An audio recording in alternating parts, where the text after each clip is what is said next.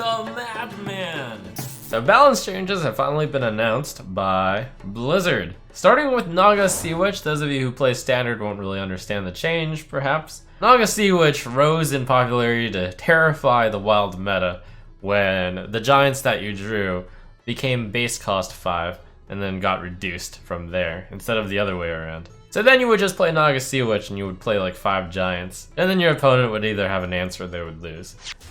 I have an idea about how to play this turn out. Okay. Let me run it by you. First I play this. I will not be trifled with. And then I play everything in my hand.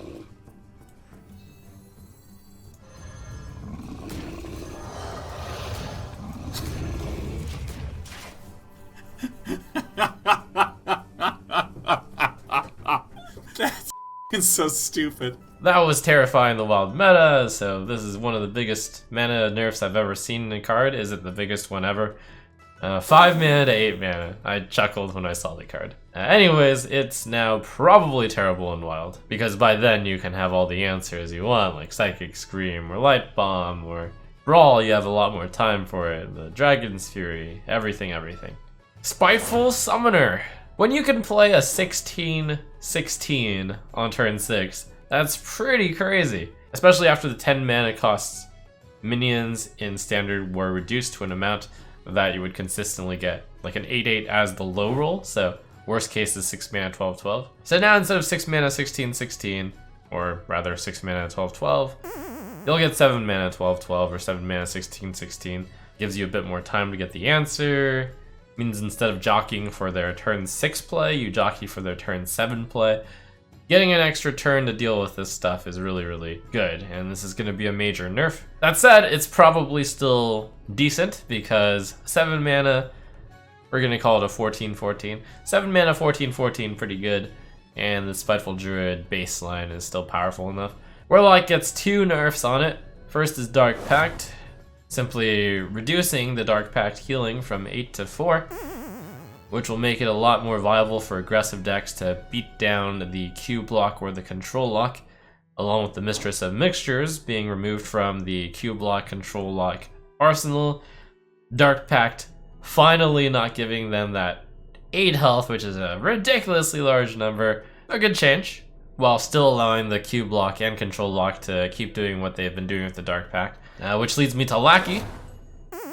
5 mana to 6 mana, a really big deal, just like the Spiteful Summoner. Slows down their defense and their catch-up turn by an entire turn. That's a big deal because quite a lot of these aggro decks could threaten to kill the opponent, and now they can, because now the Q block or the control lock can't pull out the Void Lord until turn 7. Not to mention, when you do pull out the Void Lord, you're going to be gaining only 4 health instead of 8. That said though, it is still very, very strong to pull out a 9 mana card on a 6 mana minion. But anyways, I don't think Q block and control lock are dead. They were tier 1 for sure, and now they're going to be amongst the pool of decks that's like tier 1, tier 2. They'll still be fighting for it, just not with quite as unfair an advantage. Call to Arms, one of the strongest cards ever printed. It was a 4 mana card that not only put 6 mana worth of stuff on the board, but it basically drew you 3 cards in the process.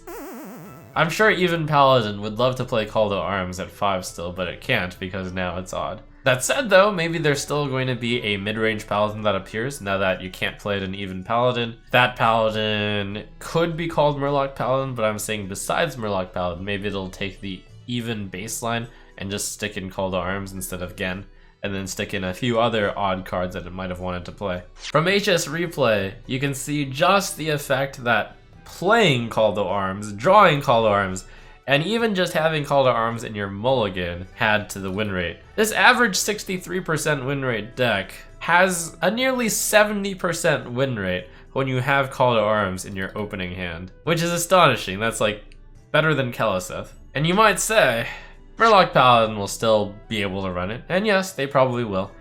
And this just goes to show just how good Call to Arms is in Murloc Paladin as well. Less of an extent than the even Paladin, because with the Murlocs you can get like some 1-drops, you can get like a 2/3, you can get a 2/2. But yeah, it's still a very strong card. So Call to Arms is such a strong card that if you could play it, you would still play it.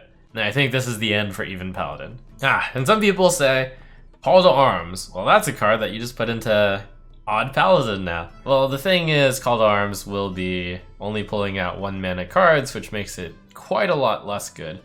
Finally, we have Crystal Core, second nerf to Quest Rogue on this originally rated 1-star card. First one was 4 of the same minion to complete the quest, now it's 5. And now we have the Crystal Core nerf going from 5/5 down to a 4/4. That said, I don't actually think this kills the Quest Rogue. It's still a reasonable option versus slow and late game decks, but it's less of a polarized matchup. Just pretty much quoting from Blizzard's writing there because I agree with them. The matchup against aggro decks isn't even that much less bad because the main struggle was in surviving until getting to the quest completion, and then your 4/4s are still better than their minions still. It's not that big a nerf, but it does move percentages. Certain control decks can now deal with this. You can Flame Strike all the 4/4s. You can tank up, and then you can Reckless Flurry all the 4/4s. AoE didn't hit 5 health in this meta, but 4 health you can hit. Possibly push Quest Rogue out of enough popularity. Still a valid tech option. Still probably going to see play in tournaments. On ladder, probably quite a lot less so. So what's going to happen with this change? So this is one of the few times where I'm actually going to say, and this is a very specific prediction, I think we're going to have a very balanced meta. And this is different, and it's not a cop-out from the last time that nerfs happened, where I was just saying, well now Cube Lock and Control Lock is just going to wreck everybody, which was pretty much what happened. This time around, the nerfs are tame enough, yet significant enough to take the tier 1 decks down to tier 2, and then it leaves almost no tier 1 decks left over. Probably the only tier 1 deck that could be considered tier 1 is maybe Control Priest. Control Priest didn't get hit, but Control Priest has enough counters. So therefore, the very large amount of tier 2 decks out there will now all fight it out for tier 1. And I predict that this is going to be the largest amount of tier 1 decks we will ever see in a meta. Cube Lock, Control Lock, Murloc Paladin, Spiteful Druid, Control Priest, Big Spell Mage, Odd Warrior, Taunt Druid, Tempo Mage, Odd Rogue, Tempo Rogue, Odd Paladin, Even Shaman, Spell Hunter, Odd Hunter, Zoo, Even Warlock, Token Druid, and heck, we can even throw in Shudderwalk and Quest Rogue in there if there's enough control out there. I actually didn't even list Miracle Rogue, but Miracle Rogue could be on the list. Now what makes me hopeful about this is the data is already out there that every single one of these 20 decks has just about 5 decks of the 20, at least, that it's weak against. So if you see a deck get popular enough, then you can take in one of the other 19 decks. And of course, the nice thing is also that you don't just auto-win when you queue in one of these decks, it's just like playing percentage points. The